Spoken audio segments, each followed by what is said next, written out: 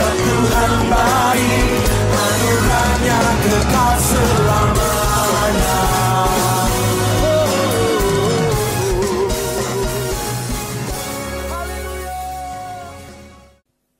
Shalom saudara dan saudari, mari kita saling melayani dan saling mengasihi di dalam kehidupan kita, karena Tuhan selalu mengingatkan kita untuk sentiasa melayani.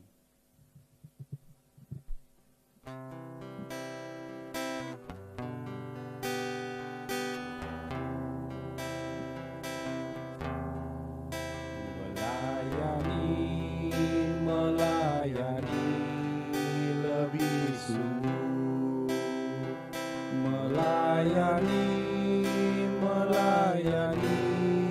lebih sungguh. Tuhan lebih dulu melayani kepadaku, melayani lebih sungguh, mengasihi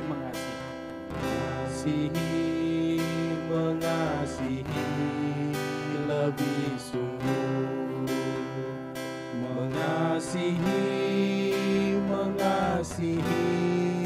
lebih sungguh. Tuhan lebih dulu mengasihi kepadaku, mengasihi lebih sungguh, melayani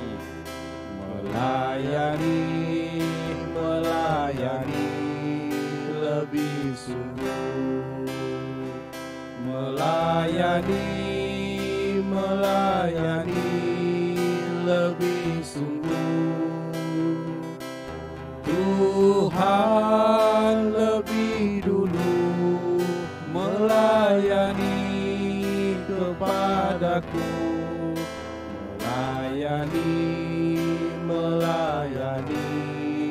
lebih sungguh, melayani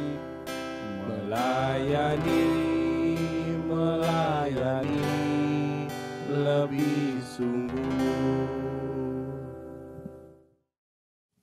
Saudara-saudari sekalian, pagi ini kita ada peluang untuk merenungkan firman Tuhan. Sebelum kita mendengar firman Tuhan, mari kita bersatu di dalam doa. Ya Bapa surgawi, pagi yang indah ini, kami bersyukur ada keperluan yang indah yang Engkau berikan kepada setiap kami untuk mendengar, untuk berhadapan dengan Tuhan. Biar hati kami itu ada tumbuhan yang baik, dibuka Engkau untuk menerima, untuk mendengar firman Engkau. Di dalam nama Yesus Kristus kami bersyukur dan berdoa. Amin. Saudara-saudari sekalian, pagi ini kita akan merenungkan firman Tuhan dari 1 Korintus 3 ayat 18 sampai ayat 23. 1 Korintus 3 ayat 18 sampai ayat 23. Dan teks firman Tuhan ini, Paulus mau kita ingat sebagai anak Tuhan, apa yang kita harus kita lakukan. Dalam teks firman Tuhan ini, Paulus mengingatkan kita sebagai anak Tuhan, jangan kita melakukan apa-apa hal. Saya akan mengkongsikan firman Tuhan dari 3 poin yang penting. Yang pertama tercatat dalam ayat 18. Paulus kata, janganlah ada orang yang menipu dirinya sendiri. Jika ada di antara kamu yang menganggap dirinya berkhidmat menurut dunia ini, biarlah ia menjadi bodoh supaya ia berkhidmat. Ayat 18 Rasul Paulus katakan kita menjadi anak Tuhan. Kita jangan menipu diri sendiri. Kita jangan menipu diri sendiri. Paulus kata janganlah ada orang yang menipu dirinya sendiri.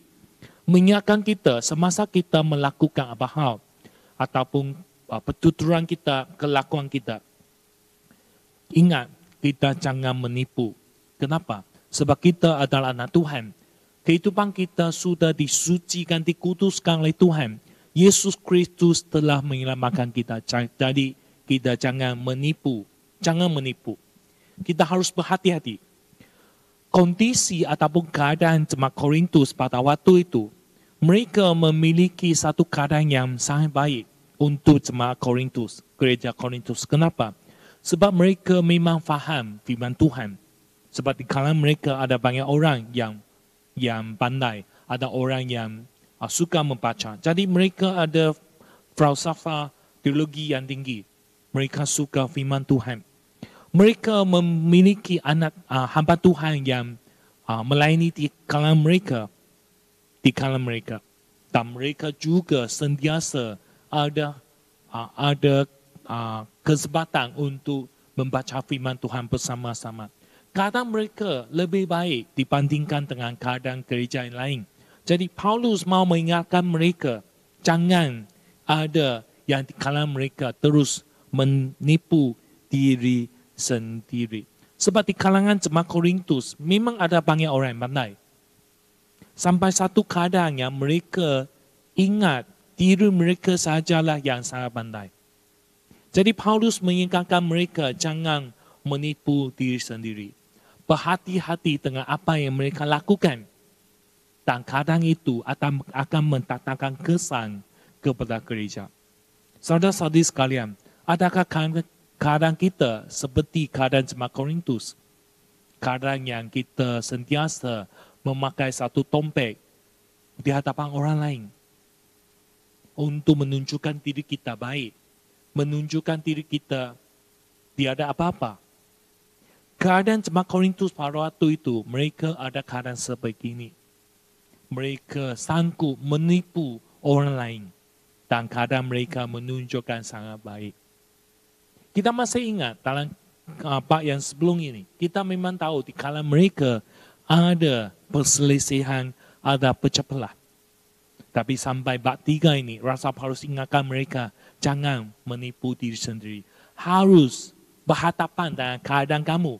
Berhadapan untuk menyelesaikan masalah yang dihadapi oleh mereka sekarang ini. Kita tahu jemaat sekalian masih ingatkah? Saya rasa sampai sekarang masih ada orang lagi yang main tentang permainan ini, yaitu Pokemon Go.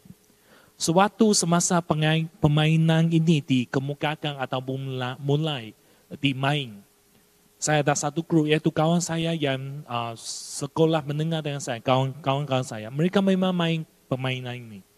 Sampai satu tahap ya, WhatsApp yang saya ada dengan grup mereka itu, mereka membincang tentang permainan ini. Satu hari, satu pagi saja, message itu adalah sampai 2,000 lebih. Sebab saya tidak ada masa untuk lihat apa yang mereka katakan. Tapi semua itu, angka itu semakin menambah. Satu pagi itu sampai 2,000 lebih. Message yang saya tidak dapat baca message itu. Sampai satu tahap, handphone saya hampir jam. Saudara-saudara sekalian, mereka ambil banyak masa untuk bincang, untuk main hal ini. Main permainan ini. Dan saya juga tahu ada banyak orang pemula-pemudi yang main tentang permainan ini. Ada satu kali semasa saya membaca artikel yang berlainan, saya terlihat ada satu artikel yang ditulis oleh seorang remaja. Dia mengatakan saya tidak mau lagi main permainan ini. Dia katakan sebab saya tidak mau menjadi saya tidak mau mendatangkan kebahayaan kepada orang lain semasa saya membantu. Sebab dia katakan saya tidak mau menghabiskan masa untuk bermain game ini semasa saya membantu. Kerana saya tahu keadaan ini bahaya. Dia juga katakan, permainan ini mendatangkan banyak kesan percobaan. Walaupun saya tidak dapat menahankan diri, tidak nak mau bermain permainan ini semasa datang ke gereja. Tetapi tidak bermaksud saya boleh berhenti memainkannya. Dia kata saya boleh bertahan. Semasa datang ibadah, datang gereja saya tidak mau main. Tapi saya tidak dapat berhenti untuk memainkannya. Jadi dia katakan saya tidak mau main lagi. Saudara-saudari sekalian, keadaan ini berlaku kepada kamu kah? Semasa datang ke ibadah, datang persaudaraan, persetujuan yang berlainan. Masihkah kita tertarik untuk mengambil handphone, untuk tekan, untuk main semasa ibadah dijalankan ataupun semasa kita menjalankan persekutuan yang berlainan. Apakah kita henti ataupun saya dapat menipu diri sendiri, saya memang boleh henti. Begitu. Paulus mau kita renungkan, fikirkan keadaan kita. Dan jangan kita menipu kepada diri sendiri. Bahawa saya boleh, saya dapat. Lain kata saudara-saudari sekalian, kalau kita tidak dapat, kita tidak dapat kontrol ataupun kita tidak dapat menahan diri untuk keadaan ini. Haruslah kita datang ke hadapan Tuhan, minta pimpinan Tuhan untuk membolehkan kita lebih baik untuk kita boleh sentiasa dipimpin oleh Tuhan dan sampai satu saat kita boleh menahan ataupun kita boleh melepaskan apa yang mengikat kita itu. Seperti handphone yang sentiasa mengikat kita. Dapatkah kita terlepas daripada itu? Jadi saudara-saudari sekalian, saya harap kita jangan menipu diri sendiri. Jangan menipu orang lain. Bahawa kita boleh melakukan hal ini dan hal itu. Datang kepada Tuhan. Biarlah Tuhan yang membantu kita. Itu yang pertama. Jangan menipu diri sendiri sebab kita adalah anak Tuhan. Yang kedua, ayat 19 dan ayat 20. Paulus kata, kerana hikmat dunia ini adalah kebodohan bagi Allah. Sebab ada tertulis, yang menangkap orang berhikmat dalam kecerdikannya. Dan di tempat lain, Tuhan mengetahui rancangan-rancangan orang yang berhikmat. Sesungguhnya, semuanya sia-sia belaka. Rasa Paulus kata kita sebagai anak Tuhan, jangan kita menipu diri sendiri. Yang kedua, jangan kita mengikut ilmu duniawi ini. Jangan kita mengikut ilmu duniawi ini. Paulus kata hikmat dunia ini adalah kebodohan bagi Allah. Kenyataan ini kita sudah banyak kali kelihatan dalam bab 1 dan bab 2. Semuanya ini adalah hikmat dunia ini. Ilmu dunia ini. Jadi rasa Paulus mau kita tahu apa yang kita ada dalam minda kita hari ini. Memang ilmu dunia ini. Dan ilmu-ilmu ini akan membolehkan mendatangkan satu keadaan yaitu orang itu akan menjadi semakin sombong. Sebab apa yang dia tahu itu semakin banyak. Dan kalau kita tidak binakan dasar itu dengan baik di atas Kristus, keadaan itu akan menyebabkan seorang itu semakin sombong. Jadi Paulus mau kita lihat keadaan kita. Adakah kita hari ini dalam keadaan ini kita tidak lagi mengikut Tuhan, tapi kita ikut dunia ini. Kita mau ikut Tuhan kah? Atau kita sanggup mengikut dunia ini dengan keinginan diri, dengan keselesaan yang ada di dunia ini. Inilah keadaan, bukan saja dimiliki oleh keadaan jemaat Korintus pada waktu itu. Hari ini kita tetap berhadapan dengan keadaan ini. Dunia ataupun Tuhan. Kebijaksanaan dunia ini ataupun apa yang dunia ini berikan kepada kita adalah hikmat Tuhan adalah suatu kebodohan. Sebab mereka tidak faham, mereka tidak tahu, mereka tidak sanggup untuk mengetahui apa yang Tuhan lakukan itu. Jadi dianggap satu kebodohan. Sebab ini juga merupakan akibat dari dosa. Manusia yang menolak Tuhan, manusia yang tidak mau percaya kepada Yesus. Ini adalah dosa manusia. Saudara-saudari sekalian, siapakah yang sanggup menanggung dosa manusia? Kalau bukan Yesus Kristus, tidak ada lagi. Hanya Yesus sajalah yang dapat menanggung segala dosa manusia. Dan Yesus sudah menanggung dosa kita. Hari ini kita sudah menjadi orang yang baru.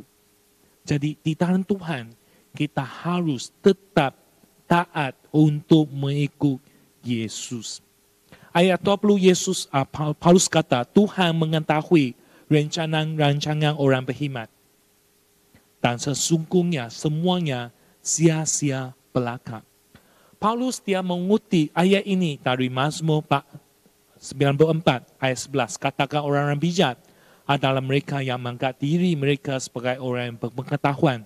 Jelas, orang-orang ini tidak takut akan Allah. Orang ini tidak takut akan Allah. Adakah kali ini sama dengan kita? Adakah kita menempatkan Tuhan kita dalam kehidupan kita? Adakah kita takut akan Tuhan? Kalau kita takut akan Tuhan, saudara-saudari sekalian, kehidupan kita memang akan memusat kepada Tuhan kita. Saudara-saudari sekalian, kita sebagai anak Tuhan, kita harus taat untuk mengikuti Tuhan kita. Jangan kita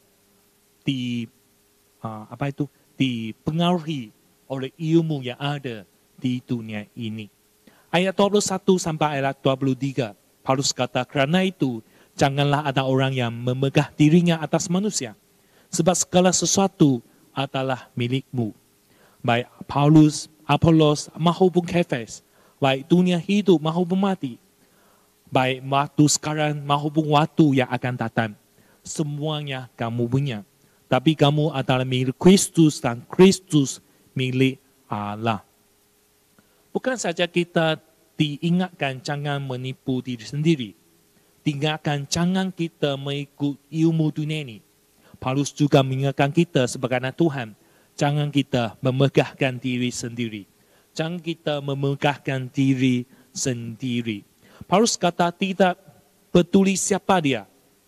Katakan saya dari golongan Apolos, saya dari golongan Paulus, saya dari golongan Petrus. Jangan. Sebab kita ada semua yang kita miliki itu hanya daripada Tuhan. Dikatakan dalam ayat 23, milik Allah. Kita dimiliki Tuhan dan Tuhan kita adalah daripada Allah. Jadi Paulus tidak mau mereka berpecah belah dan mau mereka kembali untuk melayani Tuhan sebagai sehati sejiwa untuk membina gereja Tuhan. Sebab kita dipimpin Roh Kudus, kita harus sentiasa mengikut kehendak Tuhan, melakukan rencana Tuhan. Baik hidup ataupun mati, semua itu dipimpin kuasa Tuhan. Kita tidak dapat buat semua itu, saudara-saudari sekalian. Paulus ingatkan kita, semua itu dimiliki Tuhan. Waktu, mati, hidup, semua itu adalah kuasa Tuhan. Dan hari ini kita masih lagi ada nafas, itu adalah karunia daripada Tuhan. Jadi saudara-saudari sekalian, hari ini tidak kira kita dalam keadaan apa. Keadaan susah, keadaan selesa. Ingat, jangan kita memegahkan diri sendiri. Jangan kita memusat untuk dunia ini. Jangan kita menipu diri sendiri. Mari kita berdoa.